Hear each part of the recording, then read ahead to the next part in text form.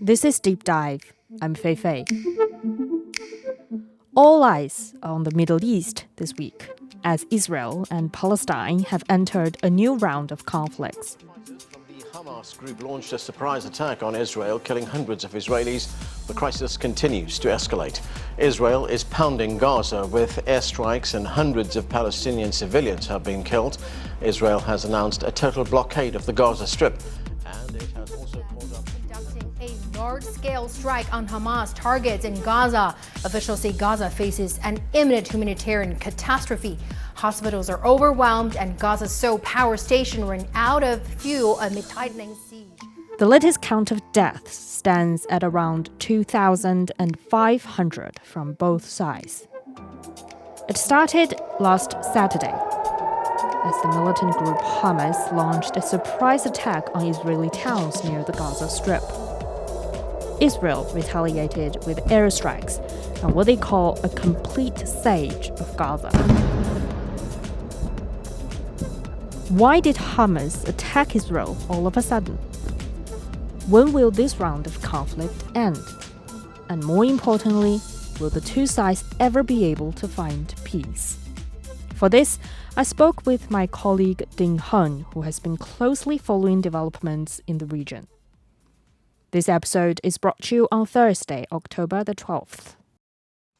Why did this group called Hamas suddenly attack Israel at this time? Yeah, so I guess we need to do a little explanation regarding who is Hamas and some basic information about, say, Palestine.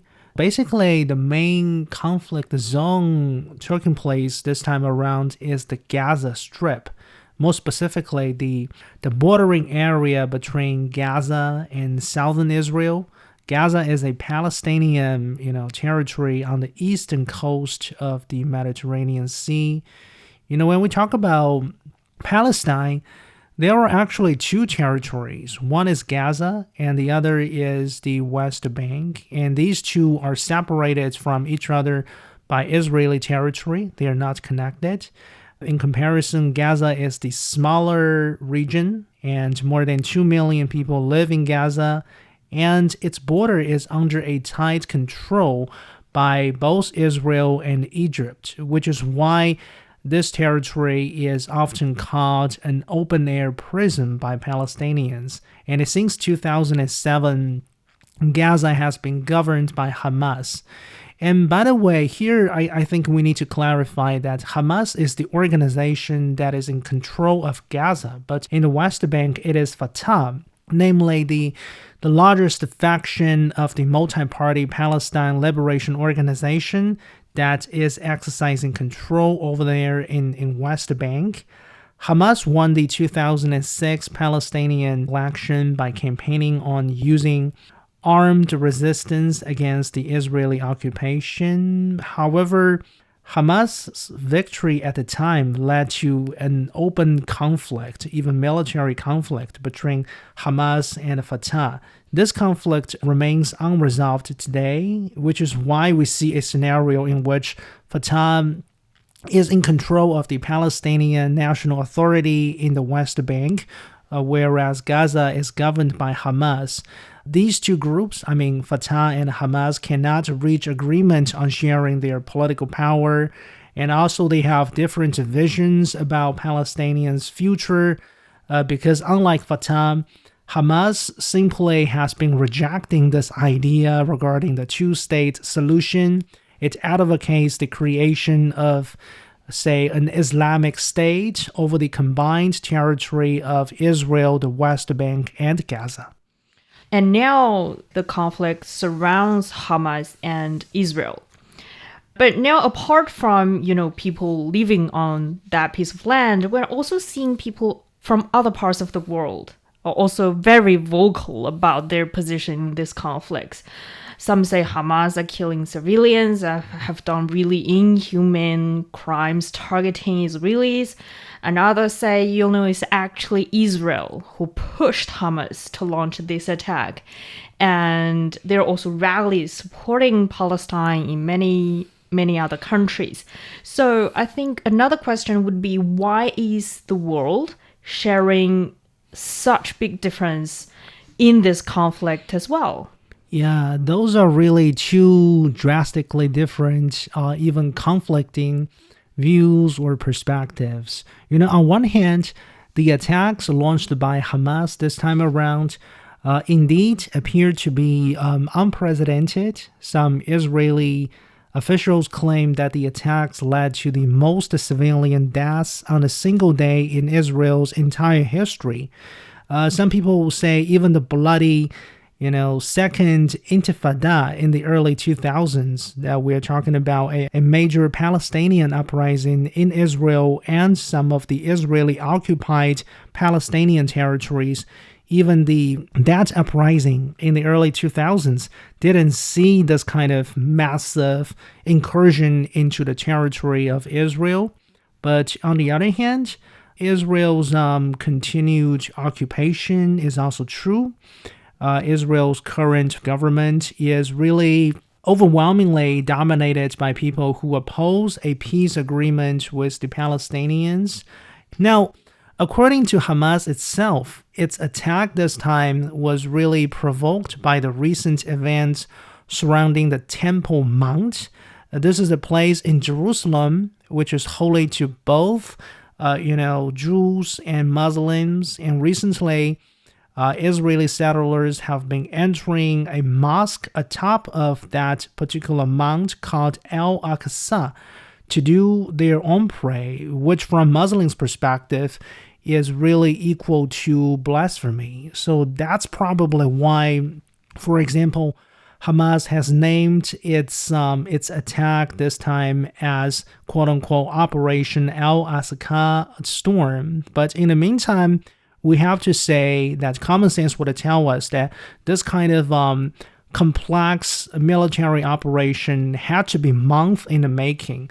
So on the part of Hamas, apart from, say, responding to those very recent happenings or occurrences, there is really something bigger behind. But how are they able to launch this surprise attack? The Israelis seems like not knowing anything about their getting attacked beforehand. Yeah, so this is a pretty important question for many of the military observers to explore. Israel has been imposing a pretty strict control of border blockade against Gaza, but Hamas has over the years has managed to tunnel under the border wall to launch cross-border raids and fire rockets into the territory of Israel. Israel would periodically, hit Gaza with airstrikes targeting Hamas operatives, for example, but inevitably those airstrikes by the Israeli side would hit civilians as well, that's for sure. So that was before the outbreak of this latest conflict, we are already talking about a pretty dangerous and precarious situation. But somehow those Israeli politicians or Israeli leadership somehow saw it as essentially the best arrangement possible or available. They believed that they could reduce the rocket fire to a level that is acceptable by relying on Israel's own, Iron Dome missile defense system. And Israeli troops basically believed that their border security measures would be able to prevent major cross-border raids by Hamas. They assumed very naturally that their periodical show of force could deter Hamas from escalating too much.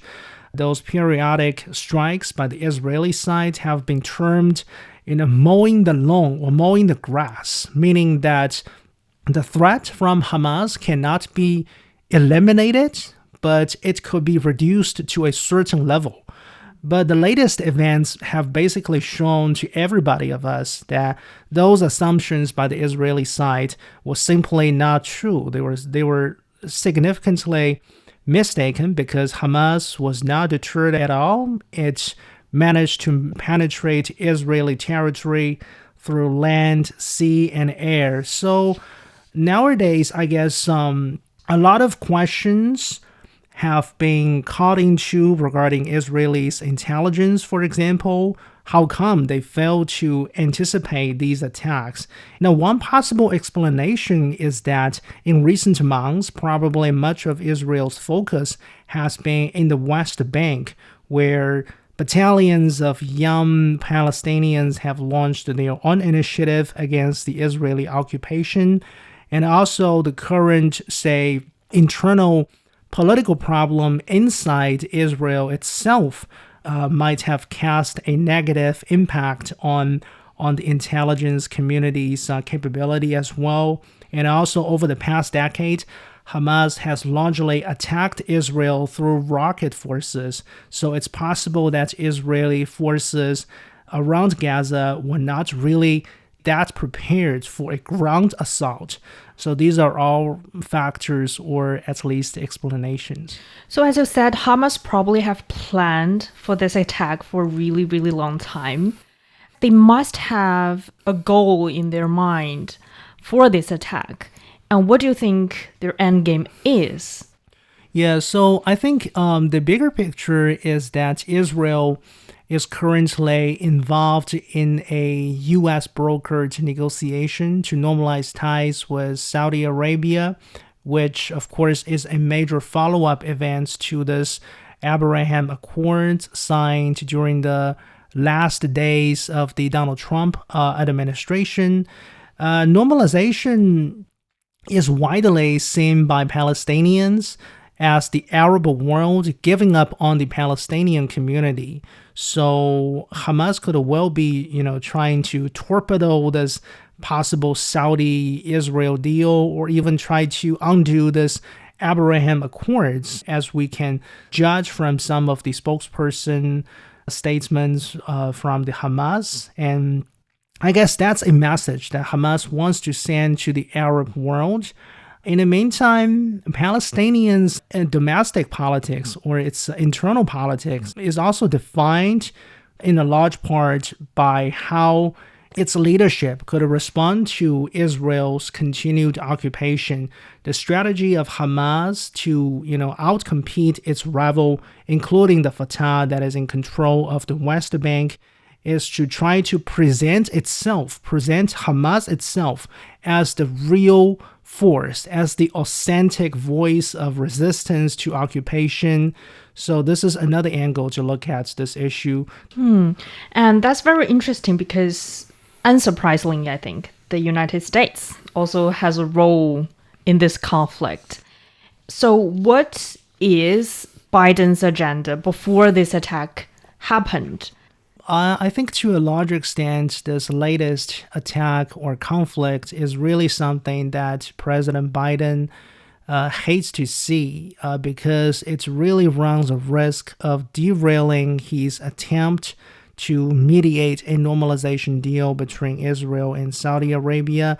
We understand on security matters, Washington, not only Biden, but also Donald Trump's era as well, Washington has been, seeking to reduce its engagement in the Middle East so that it can probably put more resources into the Asia-Pacific region as part of a game to contain China. So to some degree, I guess Washington wants to see more peace and stability in the Middle East. On the other hand, Washington also wants to somehow maintain its geopolitical relevance in the Middle East as well. Rhetorically, some American officials, they say they welcome this China-mediated Iran-Saudi rapprochement.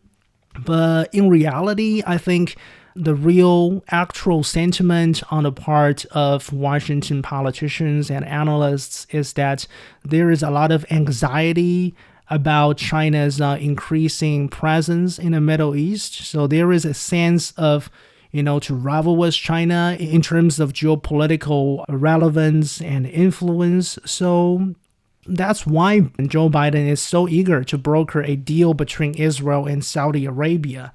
And now with this Gaza crisis breaking out and in full swing, Biden's attempt in this particular regard will definitely face more complexities. in this particular conflict, how have the Israelis been fighting back against Hamas ground attacks this time? Well, Israel has first of all responded with airstrikes. That's their usual tactics. But in the meantime, and probably more importantly, Israel has also mobilized some 360,000 reservists in preparation for a ground operation in Gaza. For your information, Israeli troops have basically rarely set their footprint, physically on the ground of Gaza since 2005. They withdrew from that region on that year, and now they say they want to be back with a mission to make sure that Hamas in the end won't have any military capability to threaten or kill Israelis. So we will see what's going to happen, but the escalating situation is really concerning, that's for sure. Well, actually, Palestine and Israel have been at odds for decades. There have been conflicts and there have also been peace talks happening. And of course, the peace talks were sort of on and off a number of times. Even those who don't really keep up with the news have heard once or twice at least about Gaza or about this conflict between Israeli and Palestinians. Let's try to at least put the really long history and really complex cultural, religion, and historical backgrounds into simpler words here. Is what is the root of the conflict between Israelis and Palestinians?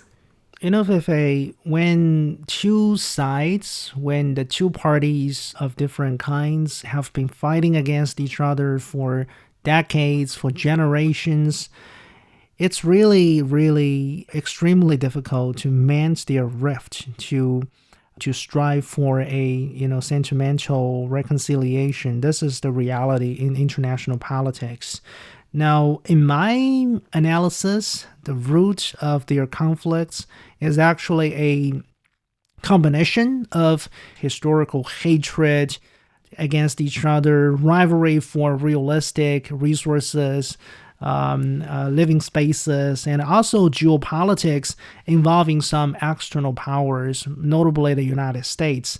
The former U.S. President Donald Trump, for instance, has been a very, very irresponsible figure on this particular issue simply because he wanted to, cement his domestic political support from the evangelicals in America. And after Biden came into office, he has done very little in terms of correcting the wrongs committed by the Donald Trump administration. So really, I think fundamentally, the only way out is really to restore this two-state solution, this idea that a peace formula has to be based on a Palestinian state established in territories that Israel captured in 1967.